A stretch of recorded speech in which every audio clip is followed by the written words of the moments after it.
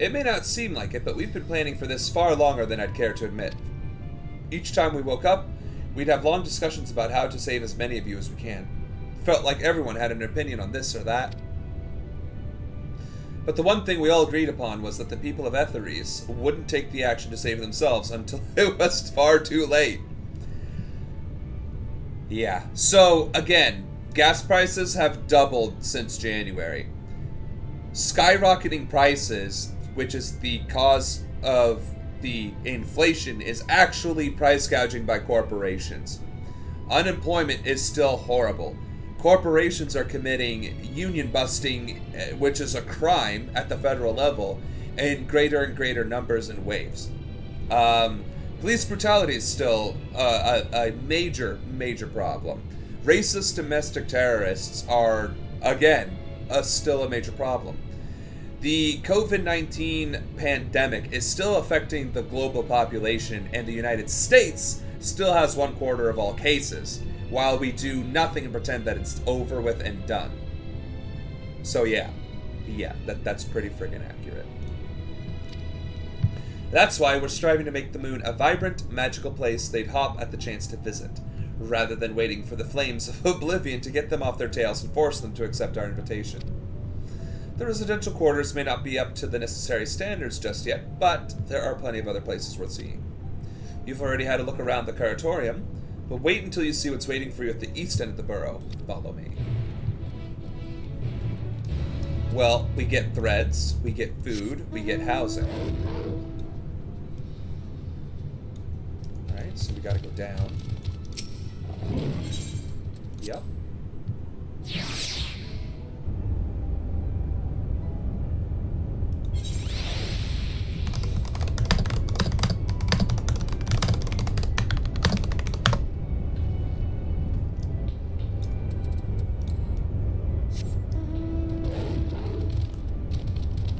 Alright, making our way to Endsvale? Dang it, Dinkelberg!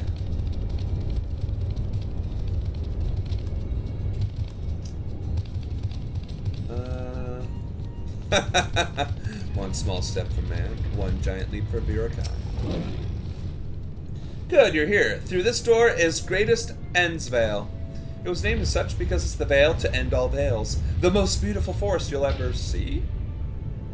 There's a forest in the moon. Also, just clicked, Charlayan, being as advanced and hoity-toity as they are, is probably because they got all of their technology and information from the bunny people. Which, their names, that eludes me. Anywho, I bet that's the correlation and causation. We understand the people of Etheres enjoy taking leisurely walks through natural spaces and the like, so I'm sure you'll enjoy it. How about we start with a nice stroll to the fountain, this way? At least that would justify the air within the facility, but not on the moon itself. Where does the atmosphere come from? The science! The physics! Gotta have it! Who's that guy? Oh, jeez. Why can't I think of his name? I don't want to say it crass, but the Black Bill Nye. I can't think of his name. It eludes me. Oh, now that's going to bother me.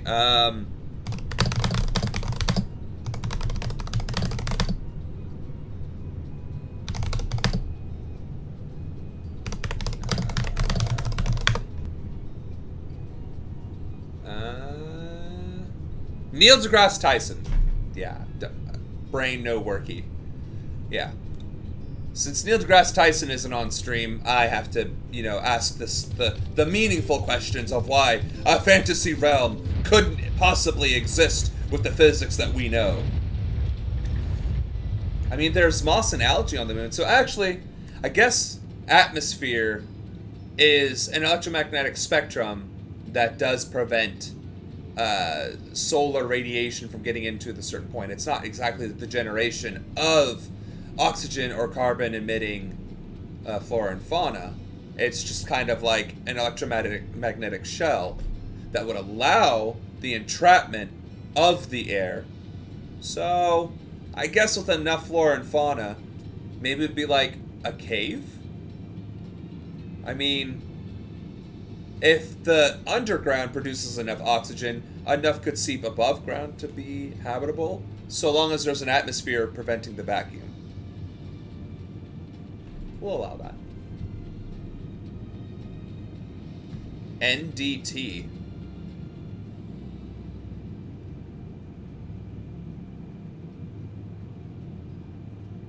So what did you think of the forest? Isn't it... Oh, I was like, where's the forest? Did I miss all the trees? Alright. So what did you think of the forest? Isn't it positively pleasant? Simply sublime.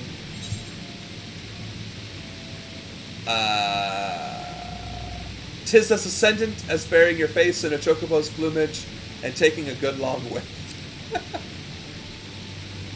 Hearing you say that means more to me than you know. Personally, I'd say this place is the pride of the borough. Building this place was a challenge, let me tell you. Since we were born here, we've never seen trees in person before, let alone a forest. The information sent by our collaborators was quite enlightening, but after much deliberation we decided to use crystalline constructs in place of living trees. And thanks to our atmospheric circulation system, this place produces air as clean as that you'd find in a forest on Atheris. There you have it, folks. NDT is satisfied. There is an atmospheric circulation system. The fountain here behind us, powered by the rather large crystal adorning its top, plays a vital role in applying us with fresh water. Much time and effort was spent making it the most spherical of spheres, and I dare say the unparalleled roundness speaks for itself. I mean... yeah. I enjoy nothing more than a nice long stretch and a spot of relaxation whenever I come up here. You look like you could do with the stretch yourself. That is the first time I have seen colored text. Can I stretch?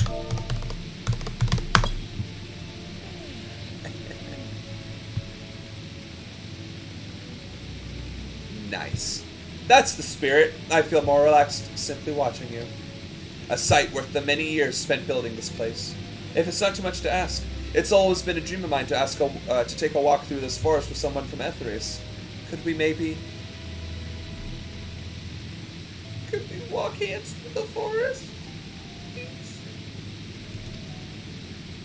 It's a little bun. Could we maybe hold hands and walk through the forest?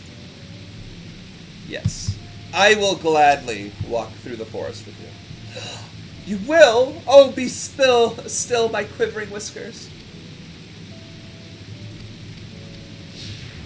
Oh boy. The things I do for compassion and love. Can I... oh, frolic. No. Dance? Look, we're dancing in the forest. We're gonna stretch in the forest. I'm gonna wave in the forest. Look at us. Laugh? Look. Laughing merrily in the forest together. Oh, verily, doth we enjoy our time together in thine forest of yonder. I was thinking, Sagenhaft, that I could be more helpful to you by teaching you a little about the moon and what it is we do. When we were first created, the moon's sole purpose was to hold Zodiark, and there was absolutely nothing to be found here. Eventually, Hyland gave us our first task: furnish the moon with propulsion systems capable of facilitating travel to other stars. It sounds impressive, and I suppose in some respects it is, but it was only possible thanks to all the knowledge Hyland shared with us. We also had a lot of time to get it done. 6,000 years, give or take. So that does put things into perspective. From the time that the Asians endured the end of days and the great sundering and this, that, and the other, 10,000 years from that moment to the present. So for the past 6,000 years, they've been making a hollow moon, which is a spaceship. Alien conspiracy theorists, you actually won that round. conspiracy theorists who believe the moon is a base. The top moon conspiracy theories. No, that's the moon landing. Alien base on the moon. I thought it was the hollow moon. I want the hollow moon. Hollow moon conspiracy theory. Hollow moon, according to Wikipedia. The hollow moon hypothesis and the closely related spaceship moon. Yes! Yes! Those crazy bastards at Square Enix did it. They took conspiracy theory and they said, you know what? Bet. Hollow moon, spaceship moon theory. Here you go. Proposes that Earth's moon is either wholly hollow or otherwise contains a substantial interior space. No scientific evidence exists to support the idea. Seismic observations and other data collected since spacecraft began to orbit or land on the moon indicate that it has a thin crust, extensive mantle, and small, dense core, although overall it is much less dense than Earth. The first publication to mention a hollow moon was H.G. Wells' 1901 novel, The First Men in the Moon. In 1970, two Soviet authors published a short piece in the popular press speculating the moon might be the creation of alien intelligence. Since the late 1970s, the hypothesis has been endorsed by conspiracy theorists like Jim Marrs and David Icke. And now, Final Fantasy XIV storyline creators and everybody who enjoys it. But anyway, let's keep going. Okay. Backslash emotes? What? Alright, is there not a list of all these emotes? Social. Yeah, there it is. Here. This is the most accurate thing that people do nowadays in the forest. They get on their phone, it's like, oh, can't wait to post on the Instagram and Twitter and Facebook and YouTube and go on Twitch Live and be like, hey guys, look at me. Guys, I'm in a forest, look at me. I got likes. Ah.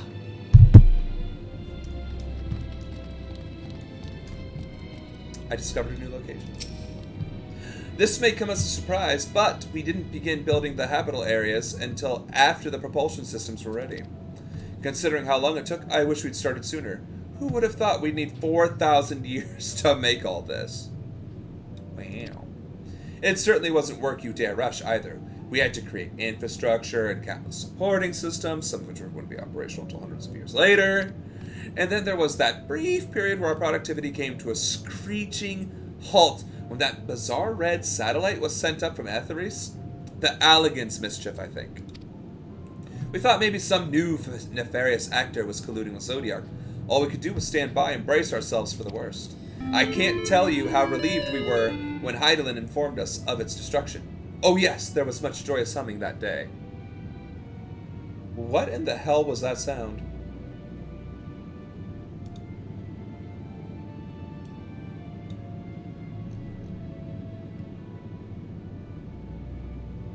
Oh, the joyous humming. Okay. That was...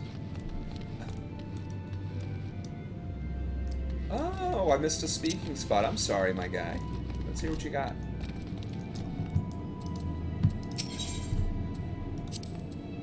What? I'm not sure what it is you do with crystals and etheries, but we don't eat them. And certainly not this one. It's possessed of all 6 elements: wind, lightning, fire, earth, ice, and water. We use crystals like these to maintain the moon's elemental equilibrium. It's worth mentioning, though, that because of Heidelin's influence, being the embodiment of tranquility and stasis and all, manipulating the elements here is different than it might be on Etheres. A conjuring of fire would sooner dry your clothes than singe them, for example. But simply, the aetheric conditions are ill-suited to growth, which is why the surface is mostly barren. Of course, this is all necessary to keep the raging energies of Zodiac in check. Ask if you can taste the rainbow crystal.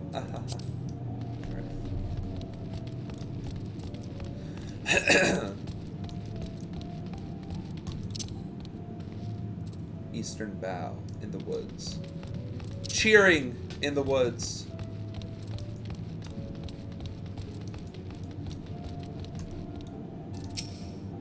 Say, do you notice anything peculiar about the treetops?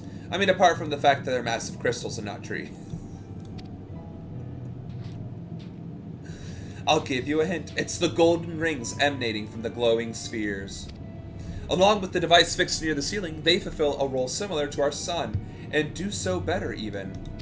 The sun and similar celestial objects in the great expanse radiate energy that is harmful to your bodies. These rings shield you from that energy while all allowing you to bathe in the perfect amount of sunlight, or rather, a close approximation of it. Yeah, I can do the same thing.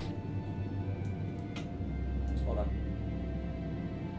Oh. The blindness of the sun!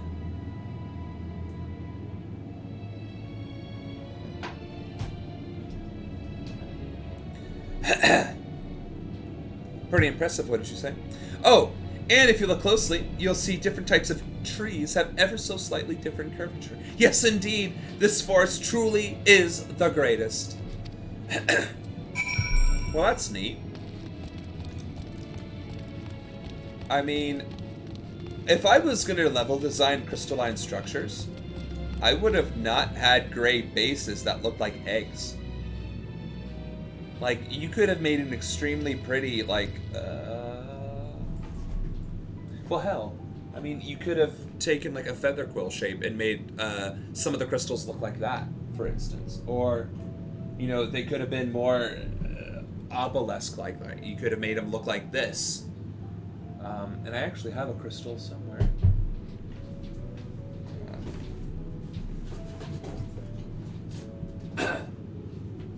Like, why wouldn't you have made the level design look like this, but rainbow? With a bunch of crystal towers. Like, that would have been very mesmerizing. Seems like a lost opportunity to me. Or maybe that was the point, that they don't understand our concept of beauty, so they did what they thought was accurate. There was something else I wanted to tell you about. Oh, right. The propulsion systems and habitat facilities were completed around 2,000 years ago, and with that, the most important features were fit for purpose. Which was all well and good, except we still knew absolutely nothing about the present-day people of Etheres. Why not go and visit Etheres yourself, you might ask? Strictly forbidden. Were our technology or knowledge of the moon's true purpose exploited for evil ends, the results could be disastrous. Then there were a few more rejoinings, and it became increasingly difficult to converse with Heidelin.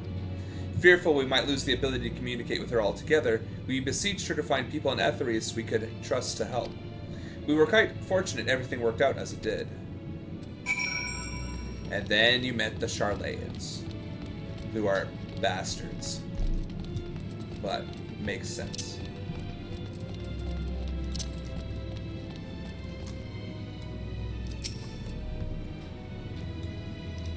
Oh. Wait, you have an emote? Oh. Wait, I could... Ugh, I didn't know that. Oh well.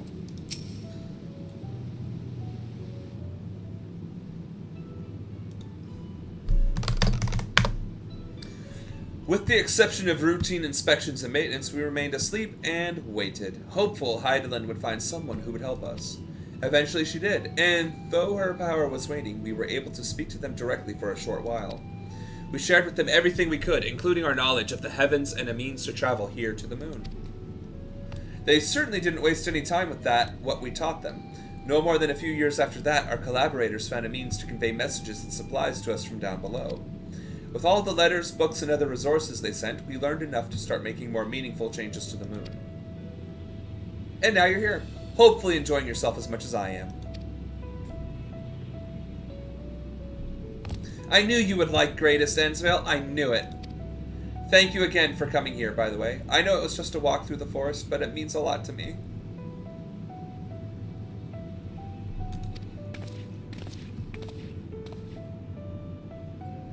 There you are. I take it you've already received the grand tour? Shame we missed it. Shut up, Thancred. It was beautiful. Grindway, I've been looking all over for you.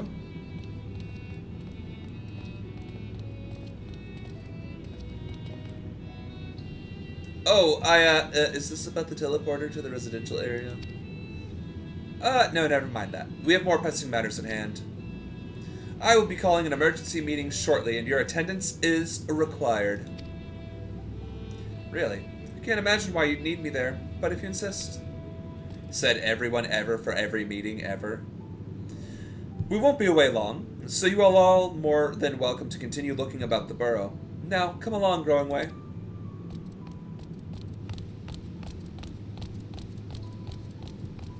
Before we arrived, you seemed to be in the midst of a rousing conversation with your guide. Did you learn anything of import? Yes. It's the Charlayans.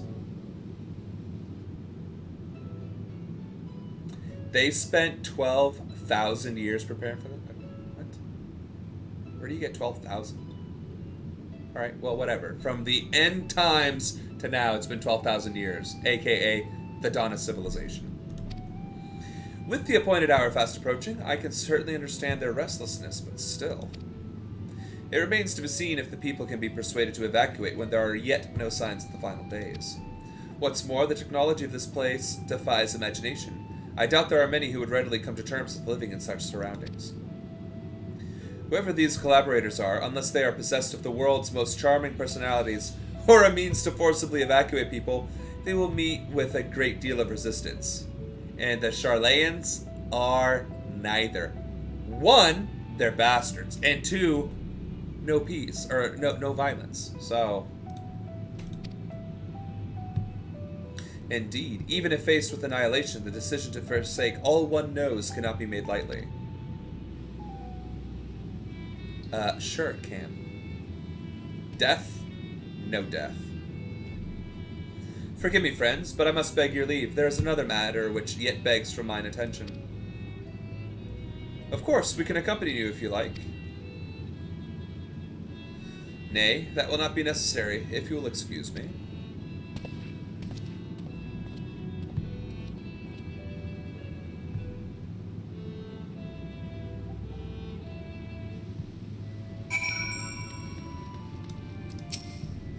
Huh, what do you suppose has suddenly tickled his fancy? 'Tis clear now that difficult decisions lie ahead of us. Preparation for the evacuation of Etheres is indeed crucial, but I am not yet willing to forsake our world and its reflections, and I trust I am not alone in my reticence.